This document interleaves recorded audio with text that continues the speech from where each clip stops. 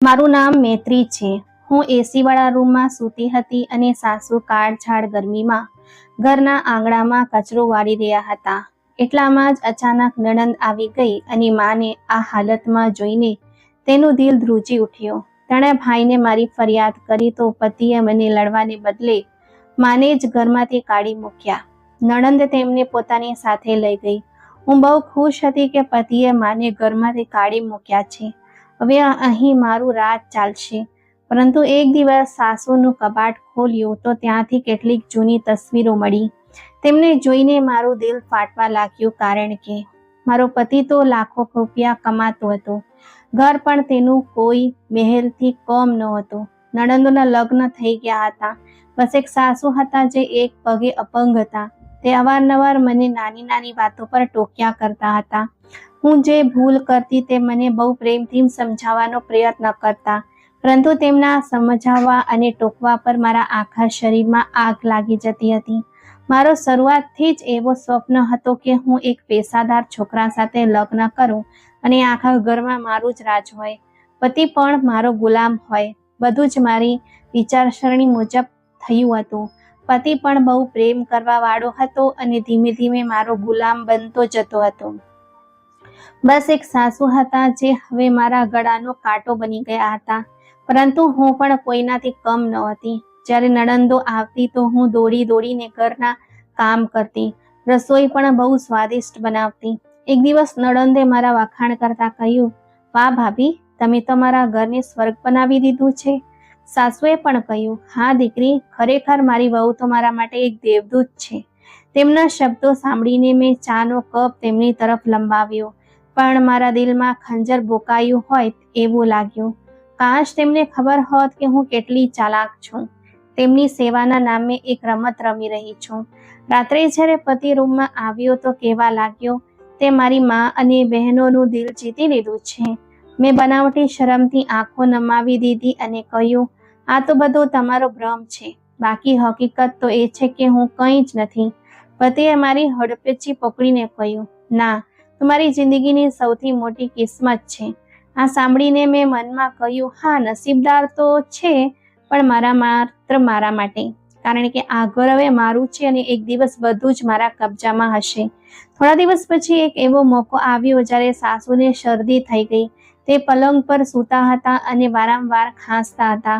હું રૂમમાં ગઈ અને તેમના ઓશિકા પાસે બેસી ગઈ. માજી, દવા લઈ લો તમે, મેં નરમાશથી પૂછ્યું. તેમણે નબળા અવાજે કહ્યું, દીકરી, કદાચ મને તાવ આવી રહ્યો છે, બસ ચા પીવડાવી દે.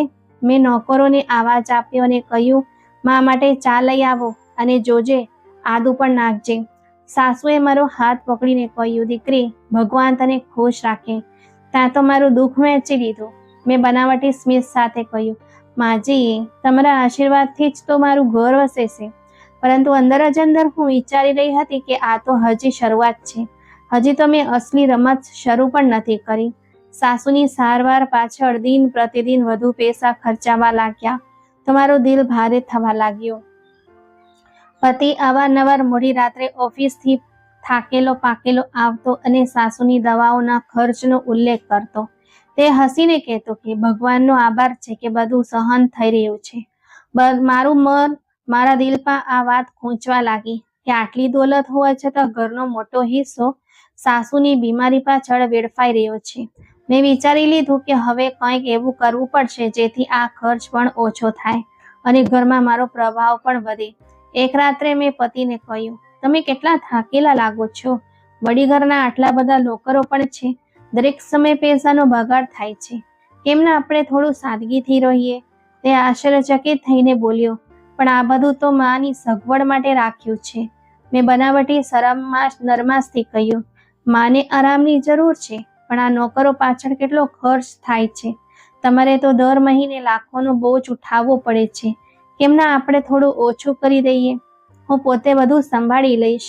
પતિએ મારો ચહેરો જોયો અને પ્રેમથી કહ્યું, તું ખરેખર અદ્ભુત સ્ત્રી છે. જો તું કહેતી હોય તો ઠીક છે. આ સાંભળી મેં તકનો લાભ લીધો અને બીજા દિવસે એક એક કરીને નોકરોને છૂટા કરી દીધા. સાસુએ આશ્ચર્યથી કહ્યું, દીકરી, આ તે શું કર્યું? આ બધા તો મારી મદદ માટે હતા.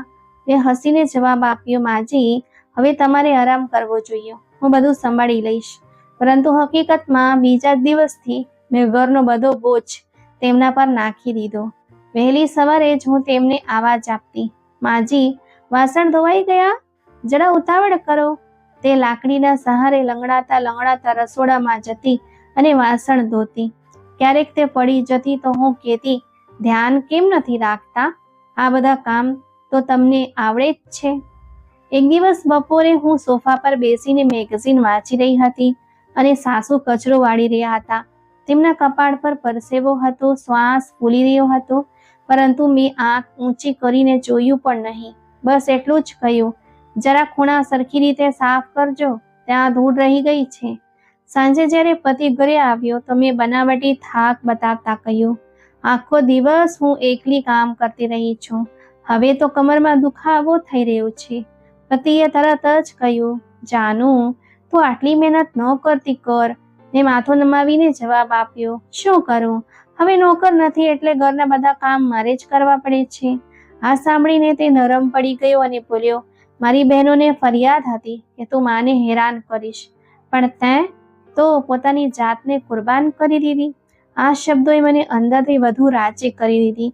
પતિને લાગતું હતું કે હું કુરબાની આપી રહી છું, જ્યારે હકીકત એ હતી કે સાસુ દિવસ રાત લંગડાતા પગે કામ કરી રહ્યા હતા અને હું આરામથી બેસીને બધું જોતી રહેતી. બીજા એક દિવસે મેં સાસુને કહ્યું, માજી, આજે કપડાં ધોઈ નાખજો, હું કાલની થાકેલી છું. તે માંડ માંડ ટબ પાસે બેસીને કપડાં ધોવા લાગ્યા. તેમના હાથ ધ્રુજી રહ્યા હતા.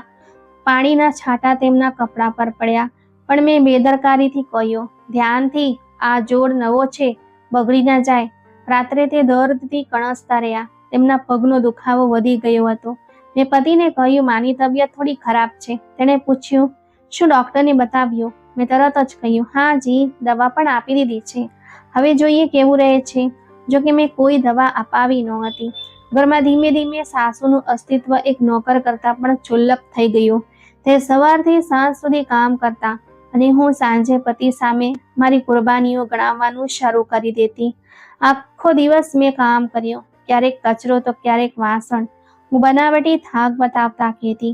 પતિ મારી નજીક બેસીને બોલ્યો, હું જાણું છું કે તું બધું જ કરી રહી છે. હું મનમાં ને મનમાં હસતી અને વિચારતી કે ખરેખર બદલો મળી રહ્યો છે, પતિના પ્રેમ અને વિશ્વાસના રૂપમાં. ક્યારેક ક્યારેક નણંદો અચાનક આવી જતી. એક દિવસ મોટી નણંદ આવી. તેણે માને લોટ બાંધતા જોયા. તેણે આશ્ચર્યથી કહ્યું, માં, તમે આ બધું કરી રહ્યા છો? ભાભી ક્યાં છે? હું તરત જ રસોડામાં આવીને બોલી, અરે તમે આવ્યા, હું તો સફાઈ કરી રહી હતી. માં જીદ કરે છે કે તે કામ કરશે. હું લાખ ના પાડું તોય માનતા નથી. નણંદે શંકાની નજરે જોયું, પણ માએ કંઈ ન કહ્યું. તે બસ શાંત રહ્યા. મને ખબર હતી કે તેમની શાંતિ જ મારી સૌથી મોટી જીત છે. આ બધી ઘટનાઓ ભેગી મળીને મારી યોજનાને સફળ બનાવતી જતી હતી. પતિને પાકો વિશ્વાસ હતો કે હું કુરબાનીઓ આપી રહી છું, જ્યારે હકીકતમાં ઘરનો બોજ સાસુ પર હતો. હું સોફા પર બેસીને મેગઝીન વાંચતી, ક્યારેક ટીવી જોતી તો ક્યારેક ફોન પર લાંબી વાતો કરી લેતી અને સાથે સાથે એ વિચારતી કે જો આ બધું આમ જ ચાલતું રહ્યું તો એક દિવસ સાસુ સંપૂર્ણપણે હાર માની લેશે અને આ ઘર માત્ર મારું થઈ જશે. એક દિવસની વાત છે. બપોરનો સમય હતો અને ઘરમાં સાસુ કચરો વાળી રહ્યા હતા. તેમના હાથ કંપી રહ્યા હતા અને તે લાકડીના સહારે વારંવાર રોકાઈને શ્વાસ લઈ રહ્યા હતા. પરસેવો તેમના કપાળ પરથી વહી રહ્યો હતો, છતાં તે કમર નમાવીને ભોંયતળિયું સાફ કરી રહ્યા હતા. આ દરમિયાન દરવાજા પર ટકોરા પડ્યા. મેં દરવાજો ખોલ્યો તો સામે બંને નણંદો ઊભી હતી. મેં હસીને કહ્યું, અરે, તમે લોકો કહ્યા વગર આવ્યા? બહુ ખુશી થઈ. તે અંદર આવી અને સીધી આંગણા તરફ વધી. જેવી તેમની નજર મા પર પડી, જે કચરો વાળી રહ્યા હતા, તે ચોંકી ઉઠી. મોટી નણંદે ચીસ પાડીને કહ્યું, માં, આ તમે શું કરી રહ્યા છો? સાસુએ ગભરાઈને કચરા પેટી અને સાવરણી એક તરફ રાખ્યા અને કહ્યું, દીકરી, કંઈ નહીં, બસ જરા સફાઈ કરી રહી હતી. નાની નણંદ ગુસ્સામાં આગળ વધી, ભાભી, આ બધું શું છે? માની આ હાલત છે અને તમે આરામથી બેઠા છો? મેં તરત જ બનાવટી ગભરામણ બતાવી અને કહ્યું, અરે ના ના, તમે ખોટું સમજી રહ્યા છો. હું તો હજી પાણી લેવા જઈ રહી હતી, ત્યાં માએ જીદ કરી કે કચરો તે પોતે જ વાળશે. નાની નણંદે આકરા દેકામાં કહ્યું, આ બધો ડ્રામો છે. અમે જોઈ રહ્યા છીએ કે તમે માને નોકરાણી બનાવી દીધા છે. તેમનો અવાજ એટલો ઊંચો હતો કે મને પતિની ઓફિસમાં ફોન કરવો યોગ લાગ્યો. મેં તરત જ મોબાઈલ કાઢ્યો અને પતિને કોલ લગાવ્યો. જેવો તેણે ફોન ઉપાડ્યો, મેં રડતા રડતા કહ્યું, તમારી મા અને બહેનોએ મને મારી છે. ત્યાંથી પતિએ ચોંકીને પૂછ્યું, આ બધું ક્યારે થયું? મેં આંસુ ભરેલા અવાજે કહ્યું, અત્યારે જ. મેં માને આરામ કરવાનું કહ્યું તો બંને બહેનોએ હોબાળો મચાવ્યો અને મને ધક્કો માર્યો. નણંદ મારી નજીક આવીને કહેવા લાગી, તું જૂઠ બોલી રહી છે. અમે હાથ પણ નથી અડાડ્યો. પરંતુ મેં પતિને ફોન પર રડતા રડતા કહ્યું, તે બધા મારા પર આક્ષેપ લગાવી રહ્યા છે. પતિનો અવાજ બદલાઈ ગયો, તો ચિંતા ના કર, હું હમણાં જ આવું છું. નણંદો આશ્ચર્યચકિત થઈ ગઈ. મોટી નણંદે કહ્યું, ભાભી, અમને બદનામ કરવાની જરૂર નથી. અમે અમારી માને આ હાલતમાં જોઈને શાંત ન રહી શકીએ. મેં કહ્યું, તમે લોકો ગમે તે વિચારો, પણ હું તો માત્ર તમારા બધાનું ભલું જ ઈચ્છું છું. થોડી વાર પછી પતિ ઘરે પહોંચી ગયો. તે અંદર આવતા જ બોલ્યો, આ બધું શું થઈ રહ્યું છે? નાની નણંદ તરત જ બોલી, ભાઈ જો, માને આ કઈ હાલતમાં રાખે છે? કચરો વળાવી રહી હતી. મેં ઝડપથી તેની વાત કાપતા કહ્યું, જી હા, મેં તેમને આરામ કરવાનું કહ્યું, પણ આ બધા મારા પર ચડી બેઠા. સાસુ શાંત ઊભા રહ્યા, જાણે બોલવાની હિંમત જ ન હોય. પતિએ મારી તરફ જોયું. મારી આંખોમાંથી આંસુ વહી રહ્યા હતા. માં, શું આ બધું સાચું છે? પતિએ કડક અવાજે કહ્યું. સાસુએ કંઈ કહેવા માંગ્યું, પણ મેં ફરીથી વધુ જોરથી રડવાનું શરૂ કરી દીધું. જોયું તમે, આ લોકો મને ભલું બુરું કહે છે અને મને બદનામ કરવા પર તુલેલા છે. નણંદોએ કહ્યું, ભાઈ, આ બધું તારી સામે ડ્રામો કરી રહી છે. માને નોકરાણીની જેમ ઉપયોગ કરી રહી છે. પતિએ ગુસ્સામાં કહ્યું, બસ એક શબ્દ પણ વધારે નહીં. તેણે માનો હાથ પકડીને કહ્યું, તમે હવે અહીં નહીં રહો. તમે મારી બહેનો સાથે ચાલ્યા જાઓ. સાસુએ આંખોમાં આંસુ ભરીને કહ્યું, દીકરા, આ ઘર તો મારું પણ છે ને? પતિએ કડકાઈથી કહ્યું, હવે આ ઘર તમારા માટે નથી. મારી પત્નીની ઇજ્જત સૌથી ઉપર છે. નણંદો ચીસો પાડતી રહી ગઈ. ભાઈ, આ તારી આંખો પર પડદો નાખી રહી છે. પરંતુ પતિએ કોઈનું ન સાંભળ્યું. મેં માથું નમાવીને મૌન ધારણ કરી લીધું, જાણે હું બહુ મજબૂર અને લાચાર હોઉં. અંદરથી મને શાંતિ મળી કે હવે મારી સૌથી મોટી નડતર દૂર થવા જઈ રહી છે. તે સાંજે પતિએ નણંદોને કહ્યું, માને તમારી સાથે લઈ જાઓ, હું બધો ખર્ચ ઉઠાવીશ, પણ હવે તે આ ઘરમાં નહીં રહી શકે. સાસુએ ધીમેથી કહ્યું, દીકરા, મેં શું ખોટું કર્યું હતું? મેં તરત જ કહ્યું, માજી, તમે કંઈ નથી કર્યું, બસ આ બધી ગેરસમજ છે. અને એવો ચહેરો બનાવ્યો જાણે હું તેમનો સાથ આપવા માંગતી હોઉં. નણંદો ગુસ્સામાં બોલી, ભાભી, તમારો ડ્રામો લાંબો સમય નહીં ચાલે. એક દિવસ સત્ય સામે આવી જ જશે. મેં નરમ અવાજે કહ્યું, તમે લોકો જો ઈચ્છો તે વિચારો, મારો અંતરાત્મા સાફ છે.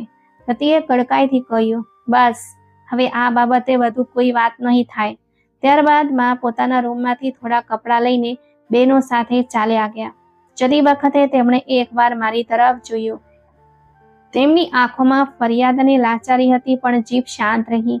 દરવાજો બંધ થતાં જ મેં રાહતનો શ્વાસ લીધો. અંદરથી ખુશીની લહેર દોડી ગઈ કે મારી રમત સફળ થઈ ગઈ છે. હવે આ ઘરમાં મારું જ એક હથ્થું રાજ હશે. પતિને લાગ્યું કે હું ભોગ બનનાર છું અને નણંદો ખોટું કરી રહી છે. સાસુને ઘરમાંથી ગયાને થોડા દિવસો થઈ ગયા હતા.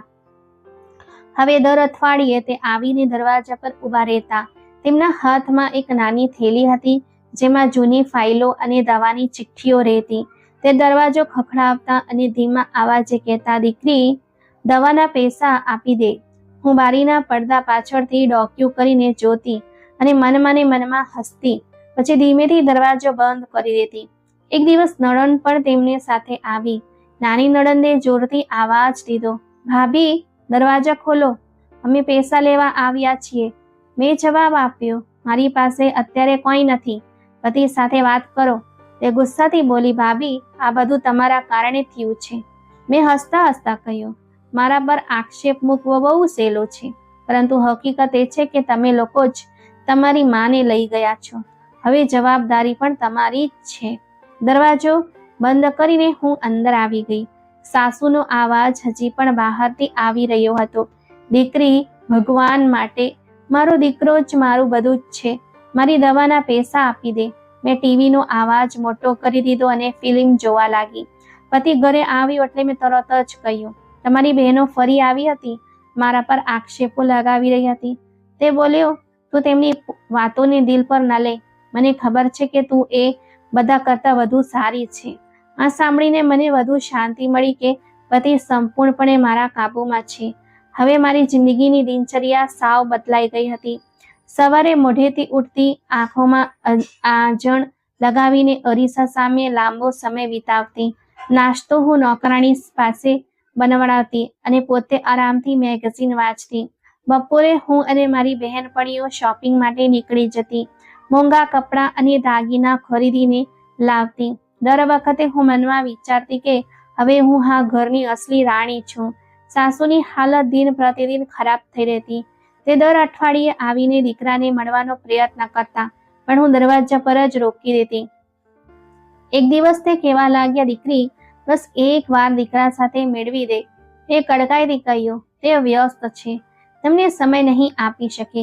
તે ધીમેથી બોલ્યા, દીકરી, મેં તને દીકરી માની હતી. તું જ મારો સહારો હતો.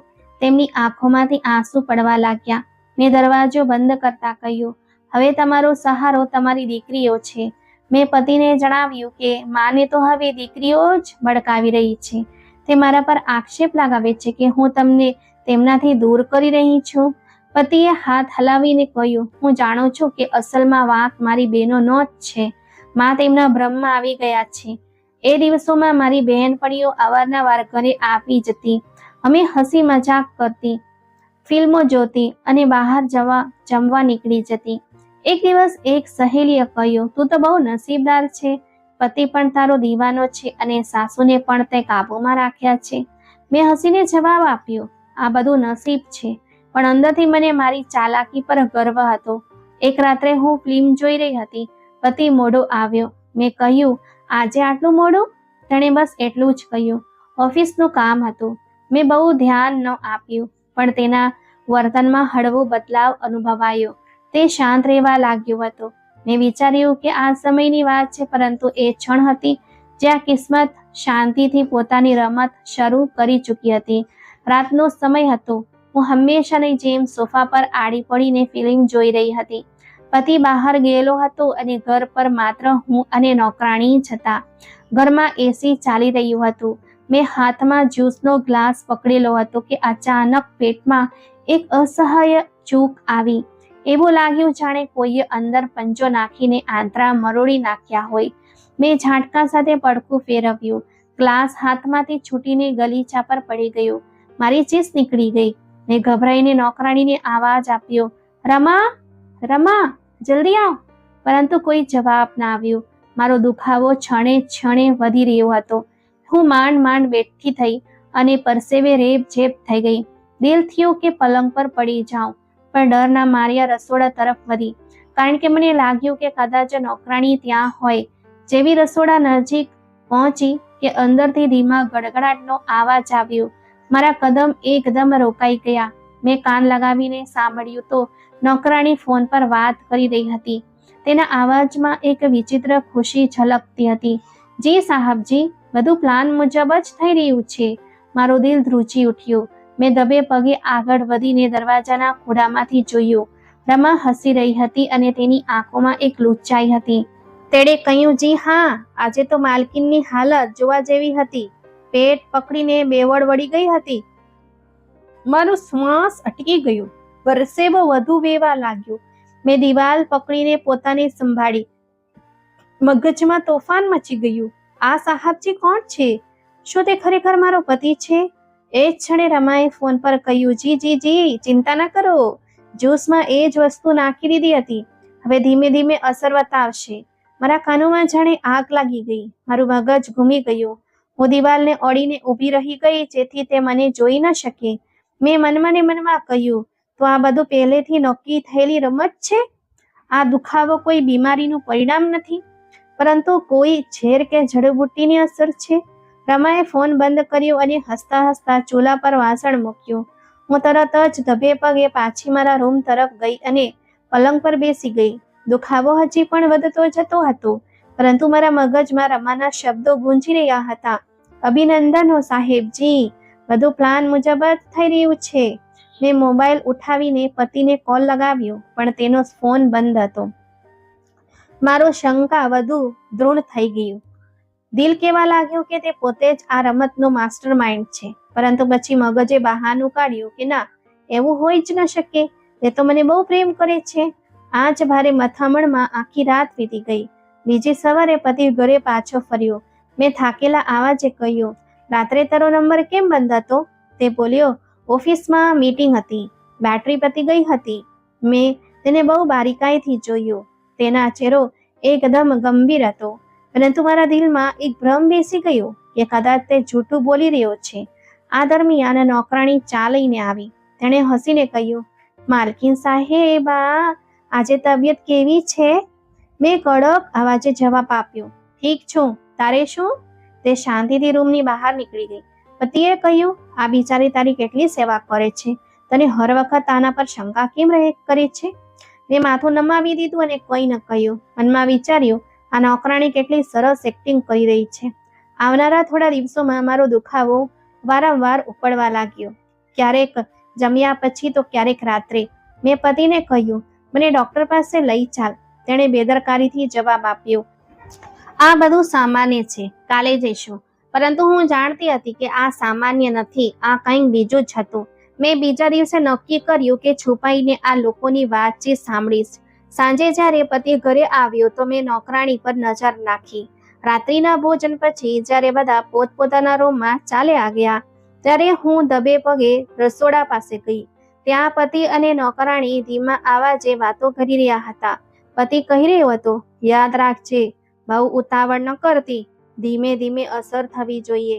નોકરાણી બોલી, જી સાહેબજી, ચિંતા ના કરો, હજી સુધી બધું એવું જ થઈ રહ્યું છે જેવું તમે ઈચ્છતા હતા. મારા પગમાંથી જાણે જીવ નીકળી ગયો. હવે શંકાને કોઈ સ્થાન નહોતું.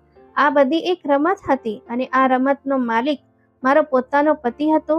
રૂમમાં આવીને મેં દરવાજો બંધ કર્યો અને બેડ પર બેસી ગઈ. શ્વાસ ભારે થઈ ગયા હતા, દિલ જોરથી ધડકી રહ્યું હતું. મગજમાં એક જ સવાલ વારંવાર ગૂંજતો હતો, આ સાહેબજી કોણ છે? મારું દિલ કહેતું હતું કે આ મારો પોતાનો પતિ જ છે, પણ બુદ્ધિ માનવા તૈયાર નહોતી. મેં મારી જાતને સમજાવવાનો પ્રયત્ન કર્યો, ના, આ એક સંજોગ હોઈ શકે છે. પરંતુ પછી મને પતિનું બદલાયેલું વર્તન યાદ આવ્યું. છેલ્લા કેટલાક દિવસોથી તે ફોન સાથે લઈને બાથરૂમમાં જતો હતો, મારી સામે વાત કરવાનું ટાળતો હતો અને મારી આંખોમાં આંખો પરોવીને વાત કરવાને બદલે નજરો ચુરાવતો હતો. પેટનો દુખાવો ફરી એકવાર વધવા લાગ્યો. મેં ઓશિકા પકડીને મારા પેટ પર દબાવ્યું. કપાળ પરથી પરસેવો વહી રહ્યો હતો, પણ દુખાવા કરતાં વધુ ડર મને જકડી રાખી હતી. મેં ફેસલો કર્યો કે હકીકત જાણ્યા વગર હવે મને ચેન નહીં પડે. બીજી સવારે નાસ્તાના ટેબલ પર બેસતી વખતે મેં પતિને બહુ બારીકાઈથી જોયો. તે અખબારમાં નજરો પરોવીને બેઠો હતો. મેં ધીમેથી પૂછ્યું, ગઈકાલે રાત્રે તું ક્યાં હતો? ઘણો મોડો આવ્યો હતો. તેણે બેદરકારીથી કહ્યું, ઓફિસનું કામ હતું, મોડું થઈ ગયું. મેં ફરી કહ્યું, ફોન પણ બંધ હતો. મેં કોલ કર્યો હતો. તે થોડો ચોંક્યો, પછી બોલ્યો, બેટરી પતી ગઈ હતી. મેં તેના ચહેરાના હાવભાવ વાંચવાનો પ્રયત્ન કર્યો, પણ તે એકદમ નોર્મલ દેખાયું. દિલમાં વિચાર આવ્યો કે કદાચ મારી શંકા ખોટી છે, પણ બીજી જ ક્ષણે નોકરાણીનો પેલો ગણગણાટ યાદ આવી ગયો. નાસ્તો પૂરો કરીને તે ઓફિસ ચાલ્યો ગયો. મેં વિચાર્યું કે આજે હું નોકરાણી પર વધુ નજર રાખીશ. જેવી તે રસોડામાં ગઈ, હું ધબે પગે તેની પાછળ પહોંચી. તે ફોન પર કોઈને કહી રહી હતી, જી સાહેબજી, ચિંતા ના કરો, માલકીનને કાલે ફરી પેટ પકડીને બેસી જવું પડ્યું હતું. બિલકુલ એવું જ થયું. મારી આંખો ફાટી જ રહી ગઈ. દિલ થયું કે હમણાં જ જઈને તેના મોઢા પર એક તમાચો મારી દઉં, પણ મેં મારી જાતને રોકી લીધી. વિચાર્યું, ના, હજી સમય નથી આવ્યો. મારે પહેલા એ જાણવું પડશે કે આ રમત કેટલી ઊંડી છે. બપોરના સમયે મારી એક જૂની બહેનપણી મળવા આવી. મેં હળવા સ્મિત સાથે તેની સાથે વાત શરૂ કરી, પણ મારું મગજ ક્યાંક બીજે જ હતું. તેણે કહ્યું કે તું બહુ નબળી લાગી રહી છે મૈત્રી, બધું ઠીક તો છે ને? મેં વાત ટાળવા માટે કહ્યું, બસ થાક છે, બીજું કંઈ નહીં. પરંતુ તેના ગયા પછી હું અરીસા સામે ઊભી રહી અને મારા ચહેરાને ધ્યાનથી જોયો. આંખોની નીચે કાળા કુંડાળા આવી ગયા હતા, હોઠનો રંગ ફીકો પડી ગયો હતો. આ બધું શાના કારણે થઈ રહ્યું છે? તે જ સાંજે પતિએ આવતાની સાથે જ પૂછ્યું, તબિયત કેવી છે? મેં કહ્યું, ઠીક નથી, અજીબ જેવો દુખાવો થઈ રહ્યો છે. તેણે બનાવટી ચિંતા બતાવતા કહ્યું, ડોક્ટર પાસે ચાલીએ. પણ જેવી હું ખુશ થઈ, તેણે તરત જ ઉમેર્યું, હાલનો સમય કાઢીએ છીએ, આજે હું બહુ થાકેલો છું. મારી શંકા વધુ પાકી થઈ ગઈ. મનમાં કહ્યું કે આ જાણી જોઈને મને ડોક્ટરથી દૂર રાખી રહ્યો છે. રાત્રે જમતી વખતે મેં નોંધ્યું કે તે રસોડામાં જઈને નોકરાણીને ધીમે ધીમે કંઈક કહી રહ્યો હતો. જેવી હું નજીક ગઈ, તેણે વાતનો વિષય બદલીને મને પૂછવા માંડ્યું, તને કઈ શાક સૌથી વધુ ભાવે છે? મેં હસીને કહ્યું, તું અચાનક આટલો બધો ખ્યાલ રાખવા લાગ્યો છે? તે હસી પડ્યો, પણ તેની આંખોમાં એક અજીબ ચમક હતી. બીજી સવારે મેં એક નિર્ણય લીધો. મારું દિલ આખી રાત તડપતું રહ્યું હતું અને ઊંઘ આંખોથી કોસો દૂર હતી. જેવો સૂરજનો પ્રકાશ રૂમમાં આવ્યો, મેં મારી જાતને કહ્યું, આજે હકીકત પરથી પડદો જરૂર ઉઠાવીશ. નોકરાણી હંમેશા વહેલી સવારે બજાર જવાના બહાને ઘરની બહાર નીકળતી હતી. આજે મેં નક્કી કર્યું કે હું તેનો પીછો કરીશ. તે હંમેશાની જેમ ટોપલી લઈને દરવાજાથી નીકળી. મેં દુપટ્ટો ઓઢ્યો અને ધીમે ધીમે તેની પાછળ ચાલવા લાગી. મારું દિલ જોર જોરથી ધબકી રહ્યું હતું અને પેટનો દુખાવો પણ વારંવાર ચૂપની જેમ ઉપડી રહ્યો હતો. છતાં જિજ્ઞાસા અને ગુસ્સો મને આગળ વધારી રહ્યા હતા. તે ગલીઓમાંથી પસાર થતી થતી મારા સાસુના મોહલ્લા તરફ જઈ રહી હતી. મારા કદમ વધુ સાવચેત હતા, જેથી તેને ખબર ન પડે. એક જગ્યાએ તેણે પાછળ વળીને જોયું તો મેં તરત જ નજીકની શાકભાજીની દુકાન પર ઊભા રહેવાનો ટોળ કર્યો. જ્યારે તે આગળ વધી તો મેં ફરી તેનો પીછો શરૂ કર્યો. છેવટે તે એક નાના ઘરની સામે રોકાઈ. આ એ જગ્યા હતી જ્યાં મારી સાસુ હવે તેમની દીકરીઓ સાથે રહેતા હતા. રમાએ દરવાજો ખખડાવ્યો અને નણંદે અંદરથી દરવાજો ખોલ્યો. મેં એક થાંભલા પાછળ ઊભા રહીને આ બધું જોયું. રમા અંદર ગઈ અને દરવાજો બંધ થઈ ગયો. મારી ઉત્સુકતા હવે સીમા વટાવી રહી હતી. હું ધીમે ધીમે આગળ વધી અને બારી નજીક જઈને ઊભી રહી ગઈ. ત્યાંથી અંદરનું દૃશ્ય સાફ દેખાઈ રહ્યું હતું. જે દૃશ્ય મારી આંખો સામે આવ્યું તેણે મારા આત્મા સુધી ધ્રુજાવી દીધી. પતિ રૂમની અધવચ્ચે બેઠો હતો. તેની નજીક સાસુ હાજર હતા, જે ધીમે ધીમે તેની સાથે વાત કરી રહ્યા હતા. રમા પાસે બેસીને હસી રહી હતી. પતિએ બહુ આરામથી કહ્યું, માં, ચિંતા ના કરો, બધું એ જ રીતે થઈ રહ્યું છે જેવું આપણે વિચાર્યું હતું. તે પોતે જ પોતાના અંત સુધી પહોંચશે. મારો શ્વાસ અટકવા લાગ્યો. આ એ જ શબ્દો હતા જેનાથી હું ડરી રહી હતી. મારી શંકા હવે પાકા વિશ્વાસમાં બદલાઈ ચૂકી હતી. સાસુએ આંખોમાં આંસુ ભરીને કહ્યું, દીકરા, શું આ બધું જરૂરી હતું? આખરે તે વહુ છે, ગમે તેવી હોય. પતિએ ગુસ્સાથી કહ્યું, માં, તેણે તમારા પર જૂઠો આક્ષેપ લગાવ્યો, તમને ઘરમાંથી કાઢ્યા. તમે ભૂલી ગયા કે કઈ રીતે તેણે મને તમારી વિરુદ્ધ કર્યો હતો? ના, આ સજા તો તેણે ભોગવવી જ પડશે. રમા હસતા હસતા બોલી, જી જી, બિલકુલ સાહેબજી, હવે તેની હાલત જોવા જેવી છે. કાલે તો તે પેટ પકડીને સોફા પર ઢળી પડી હતી. મારી આંખોમાંથી આંસુ વહેવા લાગ્યા. દિલ થતું હતું કે અંદર જઈને બધું તોડફોડ કરી નાખું, પરંતુ મારા પગ જાણે જમીનમાં ખૂંપી ગયા. હું બસ ઝાડના થડ પાછળ ઊભી રહીને આ બધું સાંભળતી રહી. નાની નણંદે કહ્યું, ભાઈ, અમને તો દયા આવે છે. આખરે તે આપણા ભાઈની પત્ની છે. પતિએ ઠંડા લેકામાં કહ્યું, હું જાણું છું કે તમને દયા આવે છે, પરંતુ તમે જોયું કે તેણે મા સાથે શું કર્યું? હવે તે પોતાની હરકતોની કિંમત ચૂકવશે. સાસુએ ફરીથી કહ્યું, દીકરા, બદલો લેવાથી શાંતિ નથી મળતી, છોડી દે તેને. પરંતુ પતિએ અટ્ટહાસ કરતા કહ્યું, માં, હવે બહુ મોડું થઈ ગયું છે. જે રમત શરૂ થઈ ગઈ છે તે પૂરી થઈને જ રહેશે. હું આ બધું સાંભળીને ધ્રુજવા લાગી. હવે મારો વિશ્વાસ પાકો થઈ ગયો કે મારો પોતાનો પતિ જ મને ખતમ કરવા પર તુલેલો છે. એ જ પતિ જે રાત્રે મને દિલાસો આપતો હતો, જે મારી નજીક બેસીને મારા માથા પર હાથ ફેરવતો હતો, એ જ ખરેખર મારા પતનનું આયોજન કરી રહ્યો હતો. તે જ સમયે રમાએ કહ્યું, સાહેબજી, મેં તમારા કહ્યા પ્રમાણે જ્યુસમાં એ જ પાવડર વેડવી દીધો છે. ધીમે ધીમે આનું શરીર અંદરથી ખતમ થઈ રહ્યું છે. થોડા દિવસોમાં આ આપોઆપ નબળી થઈ જશે. મારા કાનમાં આ શબ્દો ઝેર બનીને ઉતર્યા. મેં મારા પેટને પકડીને સહારાનો પ્રયત્ન કર્યો. મરોડ ફરીથી ઉપડ્યો. શ્વાસ લેવો મુશ્કેલ થઈ ગયો. મેં થાંભલાનો ટેકો લીધો જેથી હું પડી ન જાઉં. સાસુએ થાકેલા લેકામાં કહ્યું, દીકરા, ભગવાન માટે આ બધું બંધ કરી દે. આ પાપ છે. પરંતુ પતિએ કહ્યું, માં, હવે તમે ચિંતા ના કરો. હું બધું સંભાળી લઈશ. તમે બસ સ્વાસ્થ્યની ચિંતા કરો. પતિના શબ્દો મારા કાનમાં ગૂંજી રહ્યા હતા. તેણે તમારા પર જૂઠો આરોપ લગાવ્યો હતો. હવે તેને તેની સજા મળશે. મેં જ્યુસમાં જડીબુટ્ટી નાખવાનું શરૂ કરી દીધું છે. ટૂંક સમયમાં જ તે કોઈ કામની નહીં રહે. જેવા આ શબ્દો સાંભળ્યા મારી આંખો સામે અંધારા આવી ગયા અને પગ નીચેથી જમીન સરકી ગઈ. મારું શરીર પરસેવાથી રેબઝેબ થઈ ગયું અને દિલ એવી રીતે ધબકવા લાગ્યું જાણે છાતી ફાડીને બહાર નીકળી આવશે. હવે મને સારી રીતે સમજાઈ ગયું હતું કે આ પેટનો દુખાવો કોઈ સામાન્ય બીમારી નથી, પરંતુ મારા પતિની ચાલ છે. હું દિવાલના ટેકે ઊભી રહી. શ્વાસ લેવો મુશ્કેલ હતો. દિલમાં એક જ વિચાર હતો. મેં વિચાર્યું હતું કે મેં બધાને મૂર્ખ બનાવી દીધા છે, પરંતુ અસલમાં તો મારો પતિ જ મને અંત સુધી પહોંચાડી રહ્યો છે. હું દબાયેલા પગલે ત્યાંથી નીકળી અને ઘર પાછી આવી. રૂમમાં આવતા દરવાજો બંધ કરીને બેડ પર પડી ગઈ. આંખોમાંથી આંસુ નીકળી આવ્યા. મારા મગજમાં વારંવાર રમાના વાક્યો પણ ગૂંજી રહ્યા હતા. જી સાહેબજી, બધું પ્લાન મુજબ જ થઈ રહ્યું છે.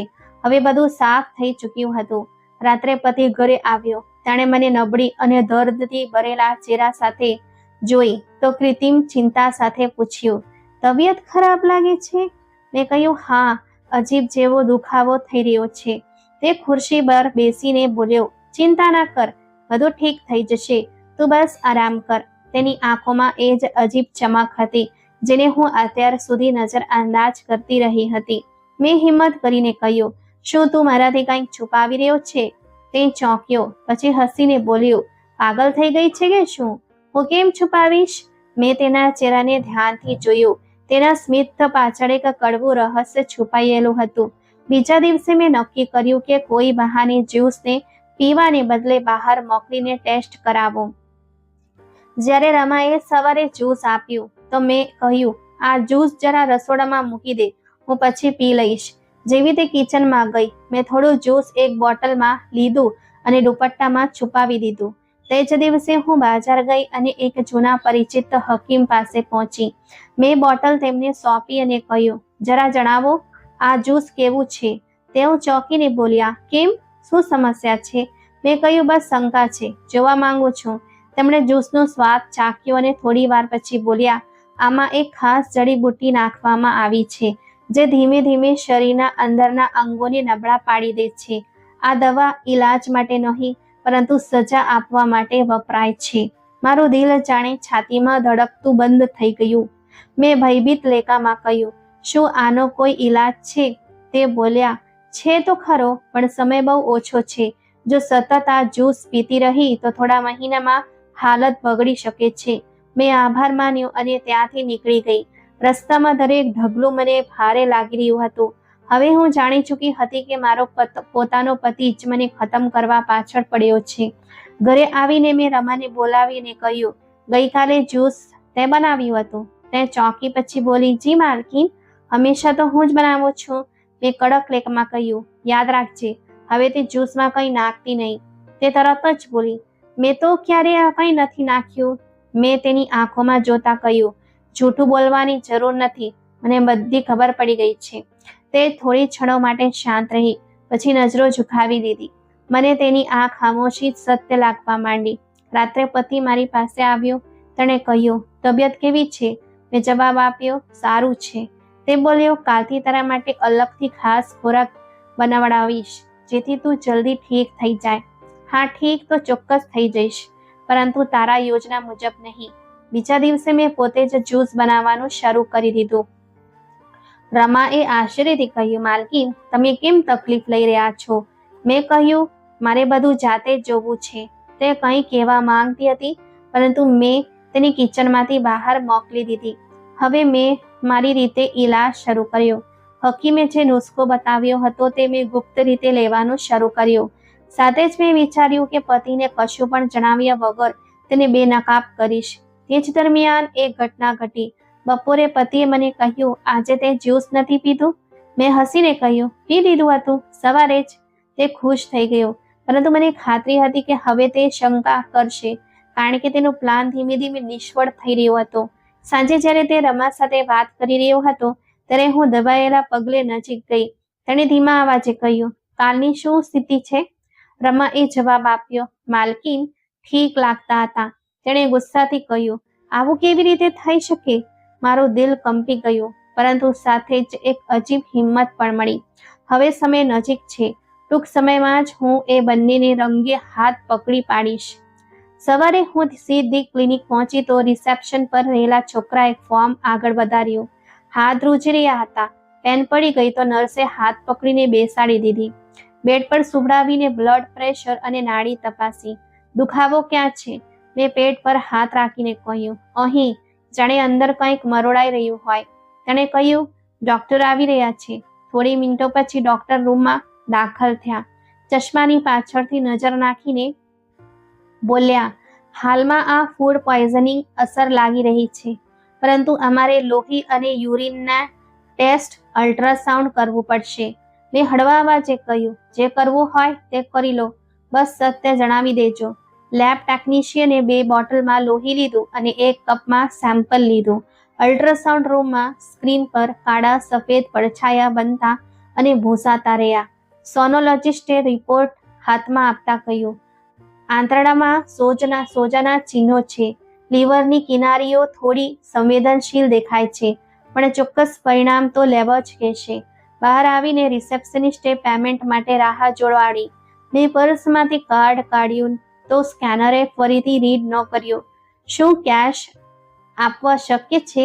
મેં ગરદન હલાવીને આંગળીમાંથી વીંટી ઉતારી. આ રાખી લો, સાંજ સુધીમાં પૈસા આપી દઈશ. છોકરીએ આજીજીભર્યા લેવામાં કહ્યું, મેડમ, અમે ગીરવી નથી રાખતા. તમે હપ્તાનું ફોર્મ ભરી દો. મેં ફોર્મ પર સહી કરી અને વેટિંગ એરિયામાં ખુરશી પર ઢળી પડી. સાંજ સુધીમાં પ્રાથમિક રિપોર્ટ્સ આવી ગયા. ડોક્ટરે ફાઇલ ફેરવી. કપાળ પર કરચલીઓ ઊંડી થઈ. ALT ખૂબ વધેલા છે. CBCમાં હળવી એનિમિયા છે. અને આ જુઓ, સ્ક્રીનમાં વનસ્પતિના ઝેરી તત્વો આ અંશ મળ્યા છે. સામાન્ય દવાઓમાં આવો પેટર્ન નથી આવતો. મેં આશ્ચર્ય સાથે પૂછ્યું, એટલે કે? તેમણે સ્પષ્ટ શબ્દોમાં કહ્યું, કાં તો કોઈ દેશી જડીબુટ્ટીનો નિયમિત ખોરાક આપવામાં આવી રહ્યો છે, અથવા કોઈ ઘરેલું મિશ્રણ જેની સતત અસર થઈ રહી છે. આ દવા નથી, ઝેરી છોડનું તત્વ લાગે છે. મેં નબળા હાસ્ય સાથે પૂછ્યું, ઈલાજ? ડોક્ટરે તેની દવાઓ લખી. IV ફ્લુઇડ્સ, લીવર સુરક્ષા માટેની દવાઓ અને સખત સૂચના આપી. એ માધ્યમ બંધ કરો જેનાથી આ શરીરમાં જઈ રહ્યું છે. જો આ સિલસિલો ન અટક્યો તો દવા ઓછો ફાયદો કરશે. કાનૂની રીતે અમારી જવાબદારી છે કે જો તમને શંકા હોય કે કોઈએ જાણી જોઈને આ આપ્યું છે તો તમે રિપોર્ટ કરો. મેં નજર ઝુકાવી દીધી. હાલમાં ઈલાજ કરો. આગળના 2 દિવસ હું રોજ ક્લિનિક આવતી, ડ્રીપ ચડાવતી, હળવો મરોડ ઉપડતો, પણ સાંજ સુધીમાં ફરી તબિયત બગડી જતી. દવાઓના ખર્ચે એકાઉન્ટ ખાલી કરી દીધું તો મેં ખરાબ સમય માટે રાખેલી બંગડીઓ વેચી દીધી. મેડિકલ સ્ટોરવાળો રસીદ બનાવતા બોલ્યો, આ લીવર પ્રોટેક્ટર મોંઘું છે પણ જરૂરી છે.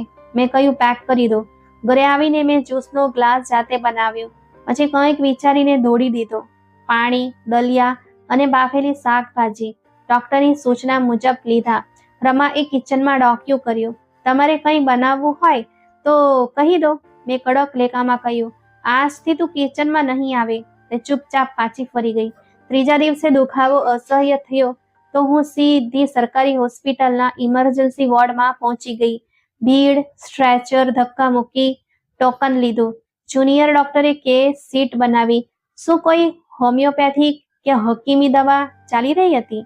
મેં નામાં માથું હલાવ્યું, પણ આગલું વાક્ય આપોઆપ હોઠ પરથી સરકી ગયું. કદાચ કોઈએ જ્યુસમાં કંઈક ભેળવ્યું છે. ડોક્ટરે પેન રોકીને મારી તરફ જોયું. અમે તમારી વાત નોંધી લઈએ છીએ. ઈચ્છો તો પોલીસ કેસ કરી દઈએ. મેં પાસું બદલ્યું. અત્યારે નહીં. વોર્ડના બેડ પર ડ્રીપ સોય વાગતા જ કાંટા જેવી ઠંડક નસોમાંથી પસાર થઈ. એક નર્સે કહ્યું, સમસ્યા શું છે તે સાચે સાચું જણાવો, છુપાવવાથી ઈલાજ મુશ્કેલ બને છે. મેં આંખો બંધ કરી દીધી. સાંજ ઢળે પતિ આવ્યો, ખુરશી ખેંચીને બેઠો. ડોક્ટરે શું કહ્યું? મેં ફાઇલ તેની સામે રાખી કે શરીરમાં છોડના ઝેરી તત્વો જઈ રહ્યા છે. તેનો ચહેરો એક પળ માટે શૂન્ય થઈ ગયો. પછી તરત જ સામાન્ય થતા બોલ્યો, ક્યાંક તે વજન વધારવાની કોઈ વસ્તુ તો શરૂ નથી કરીને? મેં સીધું તેની આંખોમાં જોયું. ના. તે ઊભો થઈ ગયો. હું બિલિંગ કરાવી દઉં, તું આરામ કર. તે રોકાયા વગર કાઉન્ટર તરફ ચાલવા લાગ્યો. મને લાગ્યું જાણે તે મારા એ જવાબની રાહ જોઈ રહ્યો હતો, જે આવ્યો જ નહીં. 3 રાત હું એડમિટ રહી. બાયો કેમિકલ માર્ક્સ થોડા નીચે આવ્યા, પણ જેવી હું ઘરે પાછી ફરીથી મરોડ પડ્યો. ડોક્ટરે ફોન પર કહ્યું, જો ઝેર આપવાનું માધ્યમ ખતમ નહીં થાય તો આ ઉતાર ચઢાવ ચાલતો રહેશે. મેં કિચન બંધ રાખ્યું, પાણીની બોટલો બહારથી લાવી, પણ શરીર જાણે ક્યાંક અંદરથી બળી રહ્યું હતું. આ દરમિયાન મેં એક પેથોલોજી લેબમાંથી સેકન્ડ ઓપિનિયન લીધો. પરિણામ એ જ હતું. રિપોર્ટ હાથમાં હતો. હિંમત તૂટવા લાગી. આખરે એક રાત્રે જ્યારે શ્વાસ છાતીમાં અટકીને ચાલી રહ્યો હતો, હું હોલમાં ધીમેથી ગોઠાણીએ બેસી ગઈ. પતિ ન્યૂઝપેપર લઈને આવ્યો તો મેં તેના પગ પકડી લીધા. મેં ભૂલો કરી, તમારી મા સાથે કડકાઈથી વર્તી, મને માફ કરી દો. તેના હોઠ ધ્રુજ્યા. પછી ઠંડા લહેકામાં બોલ્યો, હવે તને શું યાદ આવી ગયું છે? મેં ધ્રુજતા અવાજે કહ્યું, બસ હું માનું છું કે મેં અતિશયતા કરી છે, પણ મને મારો નહીં. તે હસ્યો નહીં, ફક્ત ખુરશીના પાછળના ભાગે ટેકો દઈને બોલ્યો, મેં ક્યારે કહ્યું કે હું તને મારી રહ્યો છું? મેં મેડિકલ રિપોર્ટ્સ તેની તરફ આગળ વધાર્યા. આ જોઈ લો, મને શું આપવામાં આવી રહ્યું છે. તેણે ફાઇલ જોઈ પછી ટેબલ પર મૂકી દીધી. રિપોર્ટ્સ પોતાની જગ્યાએ છે, પરંતુ ઘરની મર્યાદાઓ ત્યાં પહેલા ઓળંગી હતી. માને ધૂતકારી, બહેનો પર આરોપ લગાવ્યા, અને હવે જ્યારે પરિણામ સામે આવ્યો તો માફી. મેં તેના ઘૂંટણ મજબૂતીથી પકડી લીધા. મને એક મોકો આપી દો, હું બધું સંભાળી લઈશ. તે એકદમ ઊભો થઈ ગયો અને દરવાજા તરફ ગયો. હવે તારા માટે આ ઘરમાં કોઈ જગ્યા નથી. તેણે કોલ બેલ દબાવી. ગેટમેન અંદર આવ્યો એટલે પતિએ ઈશારો કર્યો, મેડમનો સામાન નીચે મૂકો. ડ્રાઈવર, આમને પિયર છોડી આવો. મેં સહારા સાથે ઊભા થતા કહ્યું, ઓછામાં ઓછી દવાઓ તો? તે બોલ્યો, તારે જે જોઈએ તે હું ટ્રાન્સફર કરી દઈશ, પણ તું અહીં નહીં રહી શકે. મેં છેલ્લો પ્રયત્ન કર્યો. તું ઈચ્છે તો મને મા પાસે લઈ ચાલ, હું તેમના પગ પકડી લઈશ. તે કડક થઈને બોલ્યો, બહુ મોડું થઈ ચૂક્યું છે મૈત્રી. રૂમમાં જઈને મેં ઝડપથી બેગમાં કપડાં મૂક્યા, રિપોર્ટ્સ અને એક ડાયરી રાખી. રમા દરવાજે અડીને ઊભી તમાશો જોઈ રહી હતી. મેં તેની તરફ જોયું તો તેણે નજર ચોરી લીધી. સીડીઓ ઉતરતી વખતે દરેક પગથિયું ભારે લાગી રહ્યું હતું. હોલના ખૂણામાં મારો મનપસંદ ફૂલદાની રાખેલી હતી. મેં એક ક્ષણ માટે વિચાર્યું કે તેને તોડી નાખું જેથી આવાજ થાય, પણ હાથ રોકી લીધો. હવે કોઈ આવાજ કામ નહોતો. દરવાજો ખુલ્યો. બહાર રાતની હવા ખૂંચી રહી હતી. ડ્રાઈવરે ડિક્કી ખોલી અને બેગ મૂકી દીધી. પતિ ઉંબરા પર ઊભો રહ્યો. ચહેરા પરનો નિર્ણય પથ્થરની જેમ કોતરાયેલો હતો. મેં છેલ્લી વાર ઘરની અંદર જોયું. દિવાલ પર અમારા લગ્નની તસવીર લટકી રહી હતી.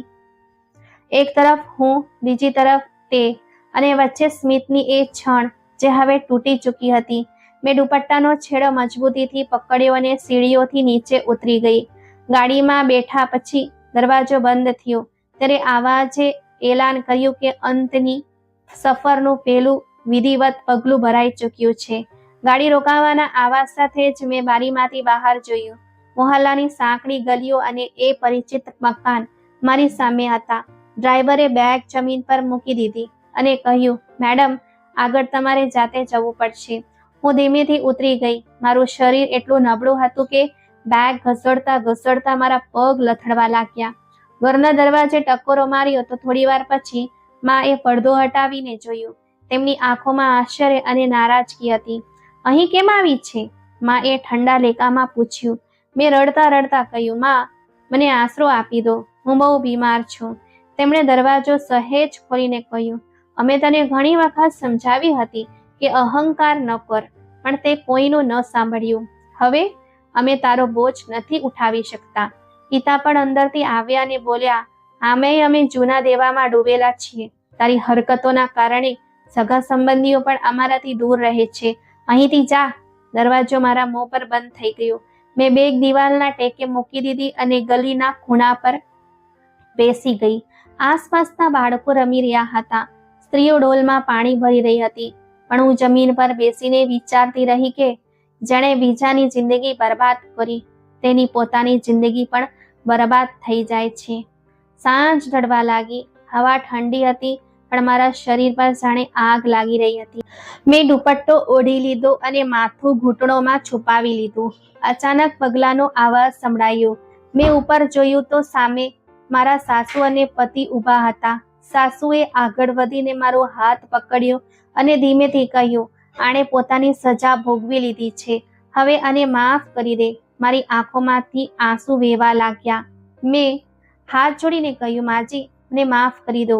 મેં તમારા પર જુલમ કર્યો, તમને ધૂતકાર્યો, જૂઠા આરોપો લગાવ્યા. પતિ ખામોશીથી મને જોઈ રહ્યો હતો. તેના ચહેરા પર કડકાઈ હજુ પણ હતી, પણ આંખોમાં હળવી નરમાશ દેખાવા લાગી હતી. મેં પગમાં પડીને કહ્યું, મને એક મોકો આપી દો. મને મારી ભૂલોનો અહેસાસ થઈ ગયો છે. સાસુએ દીકરા તરફ જોઈને કહ્યું, દીકરા, માણસ ભૂલને પાત્ર જ છે. આ હવે બધું સમજી ચૂકી છે. જો આપણે આને છોડી દઈશું તો આ ક્યાંક મરી જશે. પતિએ ઊંડો શ્વાસ લીધો અને કહ્યું, ઊભી થા. મેં ધીમેથી માથું ઊંચું કર્યું. તેણે હાથ લંબાવ્યો અને મને સહારો આપ્યો. તને જેટલી સજા મળવાની હતી તે મળી ચૂકી છે. હવે તને બચાવવાનો સમય છે. અમે ત્રણેય પાછા ઘરે આવ્યા. રૂમમાં આવીને પતિએ એક નાની બોટલ કાઢી અને કહ્યું, આ જડીબુટ્ટીની અસરનો તોડ છે. આ દવા રોજ લેવી પડશે. થોડા દિવસોમાં સ્થિતિ સુધરી જશે. મેં ધ્રુજતા હાથે દવા લીધી અને પૂછ્યું, તે આ બધું કેમ કર્યું? તે બોલ્યો, કારણ કે તે મા સાથે એવું કર્યું હતું જેને માફ ન કરી શકાય. હું ઈચ્છતો હતો કે તું એ દર્દ અનુભવે જે માએ સહન કર્યું હતું, પરંતુ હવે મને લાગે છે કે સજા પૂરતી છે. સાસુએ આંસુ લૂછતા કહ્યું, દીકરા, બદલાથી ઘર નથી વસતા. આને સંભાળી લે. આ ખરેખર બદલાઈ ચૂકી છે. મેં ઝૂકીને તેમના પગ સ્પર્શ કર્યા. માજી, તમે સાચું કહી રહ્યા છો. મને સમજાઈ ગયું છે કે અહંકાર અને જુલુમનું પરિણામ હંમેશા વિનાશ જ હોય છે. આગળના થોડા દિવસો મેં દવા લેવાનું શરૂ કર્યું. મારું શરીર ધીમે ધીમે સારું થવા લાગ્યું. ચહેરા પર રોનક પાછી આવવા લાગી. મેં જાતે જ કિચન સંભાળ્યું, કચરો પોતું કર્યું, વાસણ ધોયા. સાસુએ કહ્યું, દીકરી, આરામ કર. હજુ તું નબળી છે. મેં જવાબ આપ્યો, આ બધી મારી ફરજ છે. હવે હું ક્યારેય તમને તકલીફ નહીં આપું. પતિ ઓફિસેથી આવતો તો મને કામ કરતી જોઈને આશ્ચર્યચકિત થઈ જતો. એક દિવસ બોલ્યો, કાશ તું પહેલા જ આ બધું સમજી ગઈ હોત. મેં માથું ઝુકાવીને કહ્યું, ભૂલ મારી હતી, પણ હવે ફરી ક્યારેય આવું નહીં થાય. એક દિવસ મેં રમાને બોલાવી અને કહ્યું, તને આ બધું કરવાની હિંમત કોણે આપી? તે ધ્રુજવા લાગી અને બોલી, માલકીન, હું તો બસ હુકુમનું પાલન કરી રહી હતી. મને પૈસા આપવામાં આવ્યા હતા. હું મજબૂર હતી. પતિએ કડક લેખામાં કહ્યું, હવે તારે અહીં રહેવાની જરૂર નથી. તે શર્મિંદી થઈને માથું ઝુકાવી બહાર ચાલી ગઈ. ઘરનું વાતાવરણ બદલાવા લાગ્યું. સાસુના ચહેરા પર શાંતિ દેખાવા લાગી. તે કહેતા, દીકરી, પ્રાર્થના છે કે ભગવાન તને સાચા રસ્તે રાખે. સમય પસાર થતો ગયો અને મારું સ્વાસ્થ્ય એકદમ સારું થઈ ગયું. મેં મનોમન ઈશ્વરનો આભાર માન્યો. તે દિવસે મને સમજાયું કે જિંદગીમાં અહંકાર માણસને ક્યાંયનો નથી છોડતો. બીજા પર જુલમ કરનાર આખરે પોતે જ બરબાદ થઈ જાય છે, અને જે સાચા દિલથી માફી માંગી લે છે, ભગવાન પણ તેના માટે રસ્તા ખોલી દે છે. મિત્રો, વડીલો અને સાસુ સસરાનો અનાદર કરનારને અંતે પોતે પણ દુઃખ સહન કરવું પડે છે. તો મિત્રો, આજની આ વાર્તા તમને કેવી લાગી? લાઈક, કોમેન્ટ કરીને જરૂરથી જણાવજો. અને જો મારા ચેનલ પર નવા છો તો પ્લીઝ સબસ્ક્રાઇબ કરજો. આપણે ફરી મળીશું એક નવી વાર્તામાં. આભાર.